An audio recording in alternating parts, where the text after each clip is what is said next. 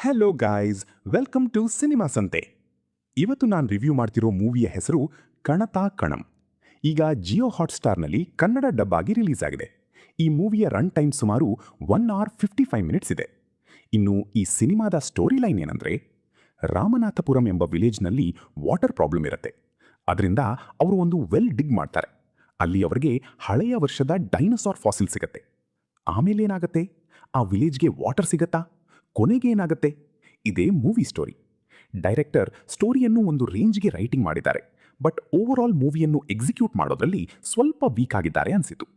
ಇನ್ನು ಮೂವಿಯ positive points ಏನಂದ್ರೆ, peak story writing ಇದೆ. ಎನ್ವಿರಾನ್ಮೆಂಟಲ್ ಸೆಟಪ್ ಅನ್ನು ತುಂಬಾ ಚೆನ್ನಾಗಿ ಯೂಸ್ ಮಾಡಿದ್ದಾರೆ. ಈ ಮೂವಿಯ ಬಿಗ್ಗೆಸ್ಟ್ ಪ್ಲಸ್ ಪಾಯಿಂಟ್ ಅಂದ್ರೆ ಯೋಗಿ ಬಾಬು ಅವರ ಆಕ್ಟಿಂಗ್ ತುಂಬಾ ಚೆನ್ನಾಗಿದೆ.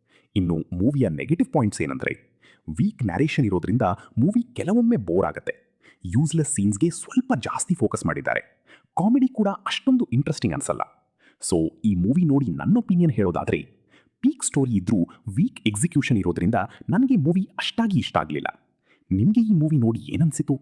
ಕಾಮೆಂಟ್ ಬಾಕ್ಸ್ನಲ್ಲಿ ಶೇರ್ ಮಾಡಿ. ಮತ್ತೆ ಸಿನಿಮಾ ಸಂತೆ ಚಾನಲ್ಗೆ ಸಬ್ಸ್ಕ್ರೈಬ್ ಮಾಡಿ. ವಿಡಿಯೋಗೆ ಒಂದು ಲೈಕ್ ಕೊಡಿ.